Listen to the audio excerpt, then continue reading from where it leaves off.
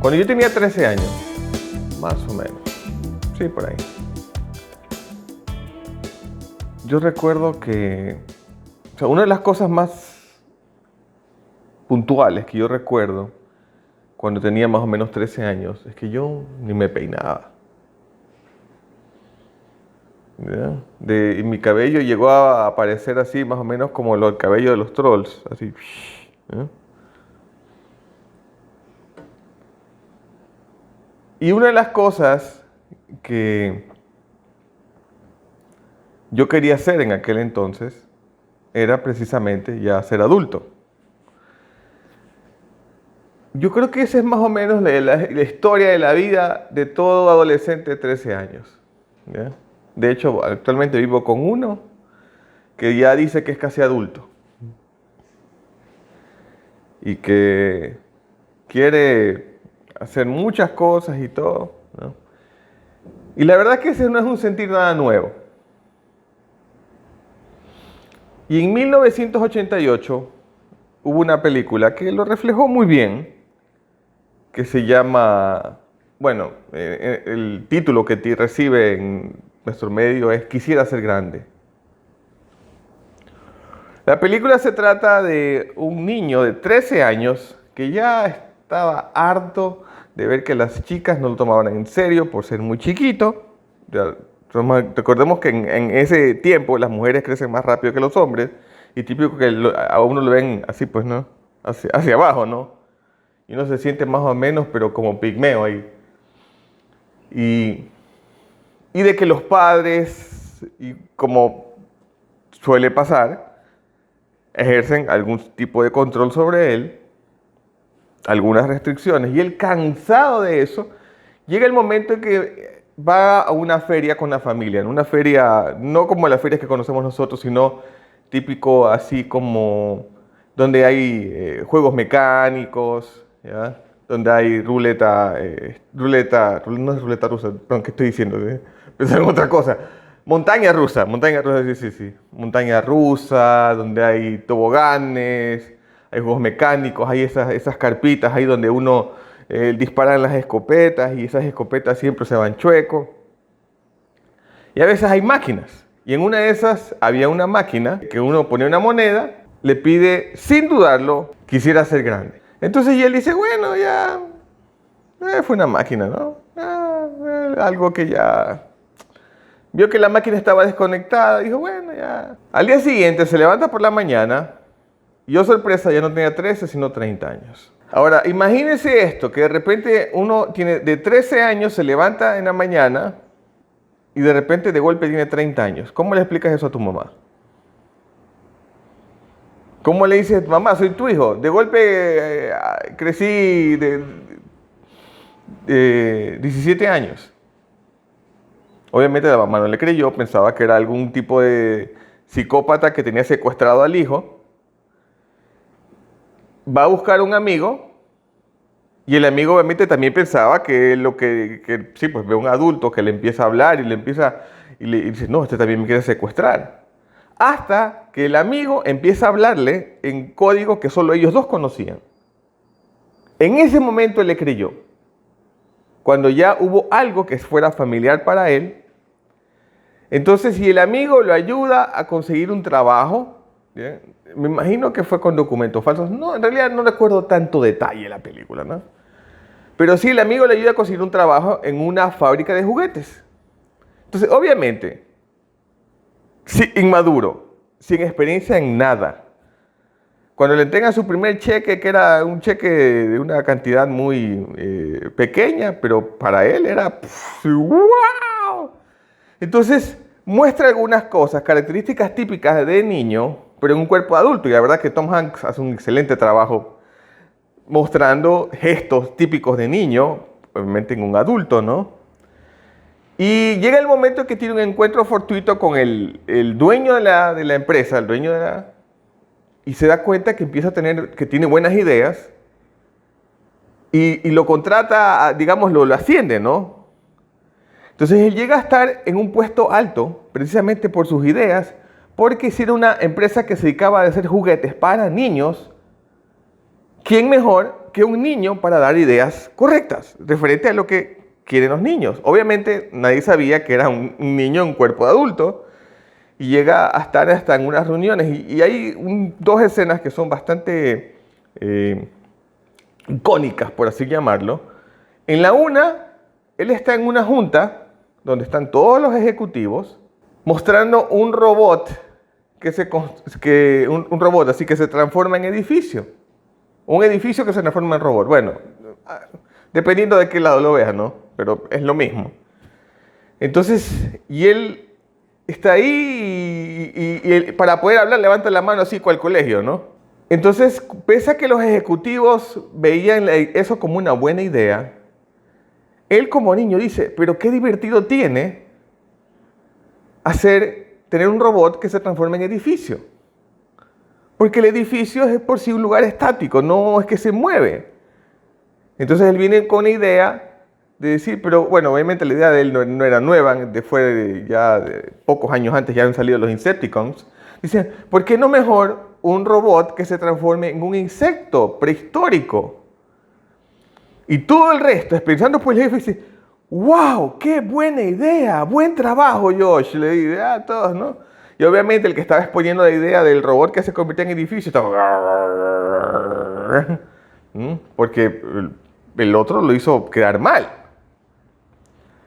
Y otra escena icónica es en que él se encuentra en la parte de juguetería, y en la juguetería había un piano en el piso, y él lo empieza a tocar, obviamente está en el piso, es un piano gigante, el dueño de la fábrica de juguetes pasa por ahí, y se une a él, y los dos empiezan a tocar, con los pies, y empiezan se ve, o sea, inclusive podemos ver ahí que se nota que lo están pasando bien.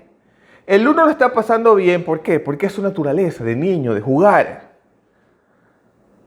Y el otro, porque en un momento volvió a ser niño.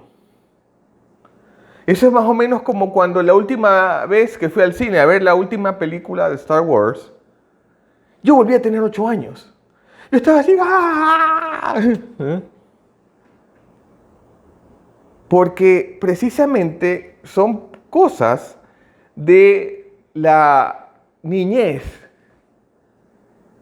que hace que nuestra alma, que nuestro corazón vibre, porque son cosas que nos transportan a ese momento. Y hubo un momento en la vida de Jesús que los discípulos le preguntan a él, ¿quién es el más importante en el reino de Dios? Ellos pensando en la posición. Ellos pensando en chuzo, ya aquí ya, más o menos como cuando hay un nuevo presidente y alguien quiere palanquearse el puesto de ministro, ¿no?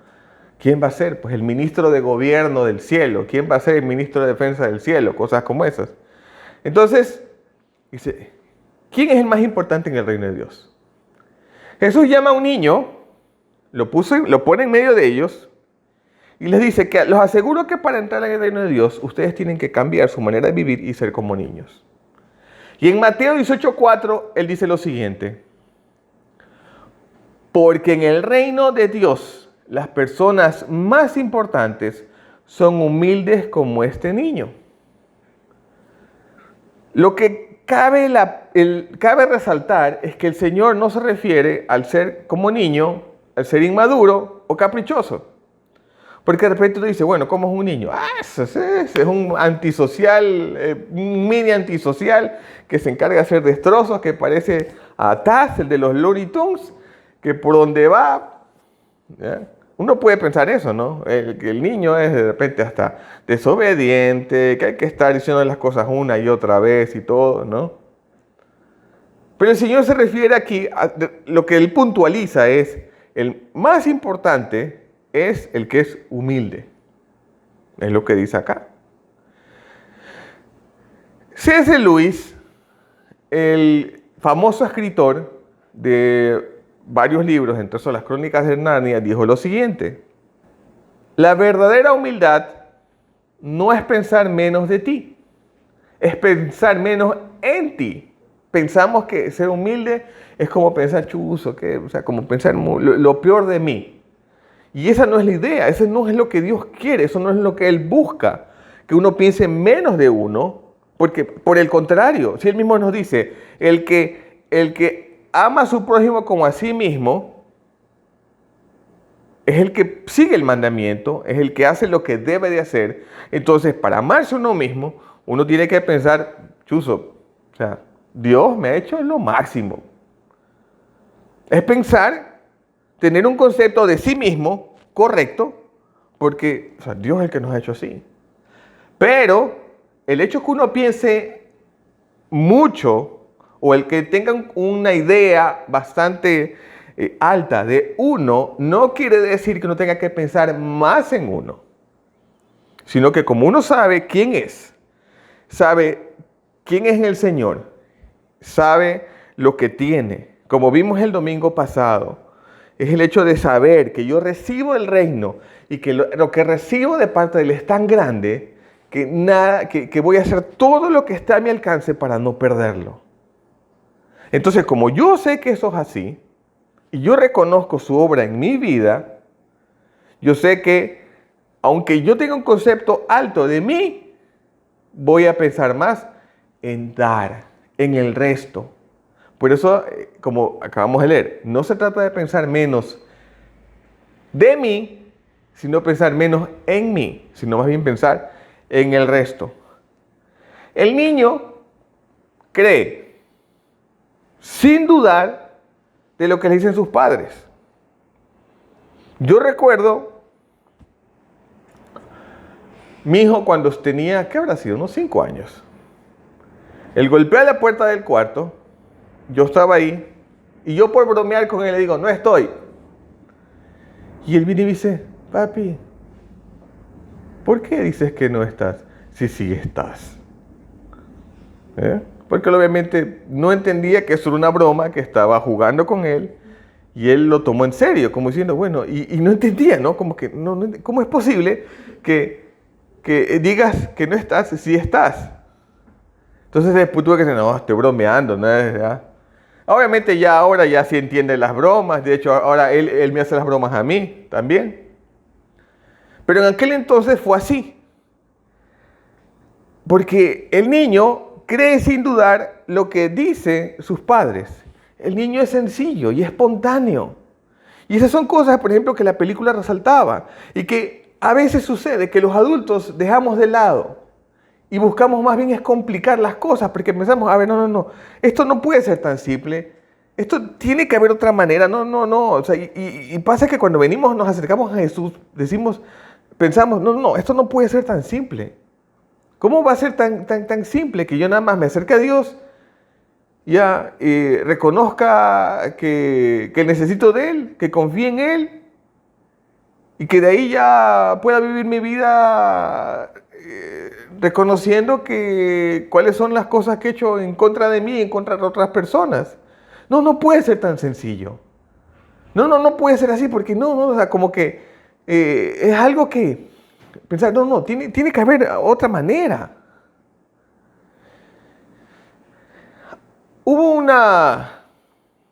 En algún momento se hizo una especie de estudio donde se le pedía a niños que le escribieran cartas cortas a Dios. Y aquí, bueno, he tomado algunos que en realidad me llenaron de mucha ternura, me hicieron reír, de niños que les están escribiendo cartas a Dios. Uno le dice, querido Dios, por favor pon otra fiesta entre la Navidad y la Semana Santa. No hay nada bueno ahora. Alguien más dijo, querido Dios, nunca pensé que el color naranja pudiera cambiar a púrpura hasta que vi la puesta de sol que hiciste el martes. Fue estupenda, gracias. Otro niño decía, querido Dios, aprendimos que Thomas Edison hizo la luz, pero en la escuela dominical nos dijeron que fuiste tú. Así que supongo que él te robó la idea. Querido Dios, ¿quién dibujó las líneas alrededor de los países?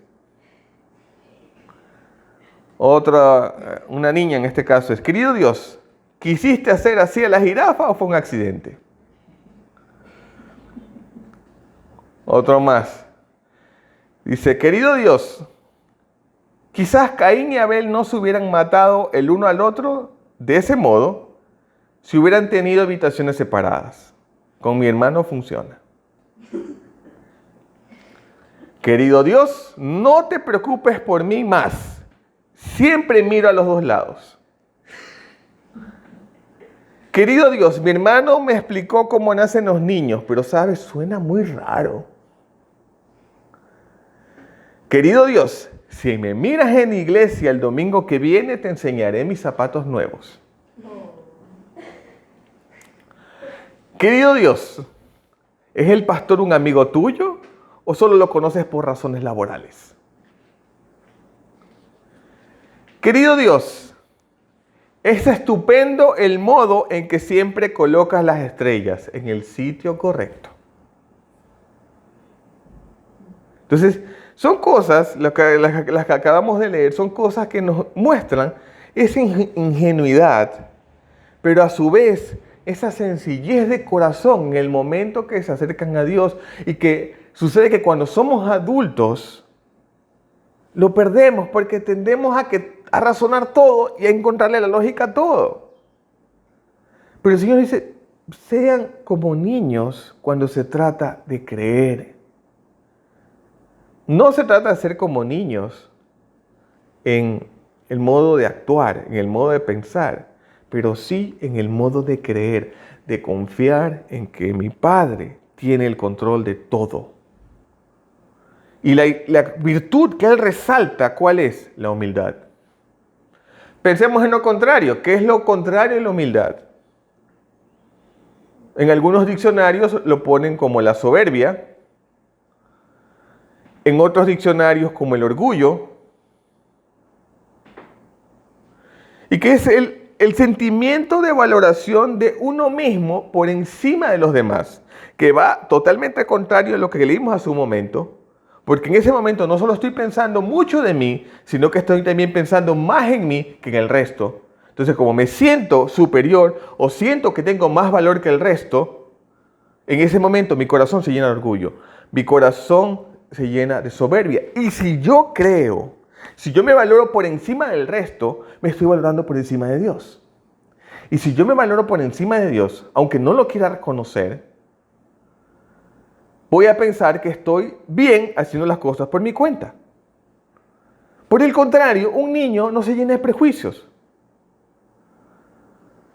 Los adultos son los que de repente, antes de poder tener algún tipo de conversación o inclusive de amistad con alguien, como que hacemos muchas preguntas referente a, bueno, como que de dónde vienes, a qué te dedicas, empezamos a ver cómo se viste, y dependiendo de eso, cómo luce, y dependiendo de eso es que nos llenamos de prejuicios y buscamos establecer una relación, ¿sí o no?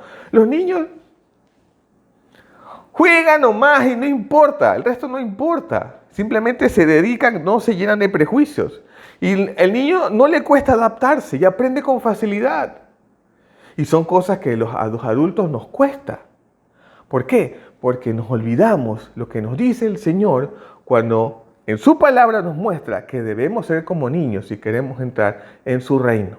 Dice 1 Corintios 14:20, hermanos en la fe, piensen como personas maduras. Es bueno ser inocentes como un niño y no dar paso a la maldad. Pero a la hora de pensar hay que hacerlo como un adulto maduro. Aquí se nos muestra que el equilibrio es una vez más la clave de la vida. Dice Proverbios 25:28. Como una ciudad sin muralla y expuesta al peligro, así es quien no sabe dominar sus impulsos. Los impulsos pueden venir por nuestra propia decisión o por influencia externa. Influencia que produce que nuestro corazón se aleje de Dios. En Mateo 18:4 dice, muchas cosas en el mundo hacen que la gente desobedezca a Dios y no hay manera de evitarlo. Pero ¿qué mal irá a quien haga que otro desobedezca a Dios? Lo que acabamos de leer se encuentra un poquito más adelante de lo que el Señor dijo inicialmente, de que el más importante del reino de los cielos es que es humilde como este niño. Y aquí Él hace una advertencia. ¡Ay de aquel! ¿Qué mal irá aquel que haga que otro desobedezca a Dios? Y aquí es algo que quisiera un poco ampliar la mente cuando entendemos o cuando procuramos entender que lo que nos dice acerca de quién haga que otro desobedezca a Dios. Porque lo primero que se nos viene a la cabeza, ¿qué es? Cuando pensamos que alguien hace que otro desobedezca a Dios. ¿Alguna idea? ¿No? Pensamos de repente en el que le ofrece algo relacionado con algún vicio, ¿ya? O de repente en la chica que se ofrece, o el chico que viene y le da regalos a la chica y que empieza a endulzarle la oreja y todas las cosas. No, es lo primero que se nos viene a la cabeza cuando leemos que dice, ay de aquel que haga que otro desobedezca a Dios. Pero ¿qué pasa cuando esto va más allá de seducción o tentación y que inclusive lo encontramos dentro de la misma iglesia o dentro de la misma familia?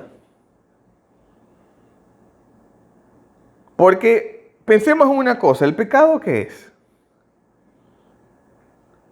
¿Qué es el pecado? Sí, es desobedecer a Dios, y como consecuencia de esa obediencia, ¿qué pasa con nuestro corazón? Se aparta, se aleja, deja de tener a Dios como prioridad y obviamente tiene otras prioridades. Entonces, cualquier cosa que haga que nuestro corazón se aleje de Dios o se enfríe, va por la misma línea. Entonces, y eso es lo que hace la religión en nosotros. La religión es una de las más grandes manifestaciones de orgullo. ¿Por qué? Porque busca abrir su propio camino para llegar a Dios, en lugar de entender que el camino, la verdad y la vida está a través de Jesucristo y a través de su mensaje de amor, de aceptación y de perdón. Entonces la religión es una muestra de orgullo, porque por medio de reglas, ritos, regulaciones, haz esto, no hagas esto, vístete así, no te vistas así, di esto, no digas esto, y ta. Entonces, por todo ese tipo de cosas, busca labrar su propio camino al Padre.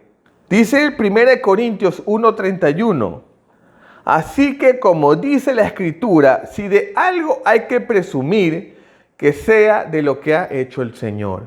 Nadie tiene autoridad para enorgullecerse o presumir de sí mismo. Dice aquí claramente, si alguien tiene algo de qué presumir, que sea de lo que hace el Señor. No existe justificación para que uno se crea más espiritual que otro. Ni el mismo Señor permitió que lo llamen bueno. Pero dice, ¿por qué me llamas bueno? Solo hay uno bueno en el cielo, que es el Padre. Mientras vivamos, todos estamos sujetos a esta pelea, a esta batalla, a esta confrontación en la que nosotros buscamos cada día depender de la gracia de Dios para poder dirigir nuestras vidas adecuadamente y poder ser más como Él. Pero obviamente eso hay fricción. Hay cosas que hacen que eso tenga sus complicaciones y es normal y es esperable porque nacimos en un mundo en guerra. Pero eso no quiere decir que yo, porque he ganado batallas por mi corazón, por mi vida, yo crea que soy superior. O que llegue a tener un concepto tan alto de mí mismo que pienso más en mí. Y pienso que aquellos que están fuera, aquellos que no son cristianos, poco más son seres inferiores. Esa es una muestra de orgullo y que muchas veces lo vemos que trae en la religión. Mientras tanto, la influencia que el Señor busca que tengamos en otros es la que Él mismo nos dio de ejemplo. Y en Juan 17:20 nos los muestra, diciendo, no solo estoy orando por ellos, también oro por los que creen en mí, por el mensaje de ellos. Aquí el Señor, orando por sus discípulos, le dice al Padre, no solo estoy orando por ellos, sino también por los que vienen después. Es decir, en medio de todo esto, también estamos incluidos nosotros. Hasta nosotros estamos incluidos en esto. Porque alguna vez creímos por el mensaje de ellos. Pero no solo están ellos, también los que van a creer en el mensaje por medio de nosotros. ¿Y cómo van a creer ese mensaje? En el siguiente versículo nos lo dice. Oro para que todos puedan ser uno, así como tu Padre vives en mí y yo vivo en ti, para que ellos también puedan vivir en nosotros, a fin de que el mundo crea que tú me enviaste. ¿Cómo el mundo va a creer que Jesús fue enviado? Ahí está. Siendo uno. Y no podemos ser uno si el uno siente que es más que el otro. Y por eso es que el Señor nos llama la atención y nos dice que debemos ser como niños. Porque cuando son niños es fácil ser uno. Se juntan, arman, como se diría en términos coloquiales nuestros, arman el gajo y van a jugar. A veces van a hacer destrozos, pero van juntos. Esa es su naturaleza. De repente se pelean, pero al ratito se reconcilian y siguen. Y muchas veces pasa que en cambio cuando hay problemas con los niños, ha sido por influencia previa de los adultos, influencia de los padres. Aquellos que han buscado que el corazón del niño se aleje de Dios o se aleje de las otras personas y le meten prejuicios. ¿Sabes qué? No te metas con ese niño o no te metas con esa niña, ¿no? Pero la Escritura nos enseña que debemos ser como niños, creyendo en lo que nos dice nuestro Padre. Ser como niños para aceptar, para entender que Jesús vino a darnos libertad a todos. Y si yo tengo mis luchas, tú tienes tus luchas, todos tenemos nuestras luchas, tenemos que respetarlas. Y si respetamos las luchas del otro, somos conscientes de que cada uno necesita de la gracia de nuestro Salvador.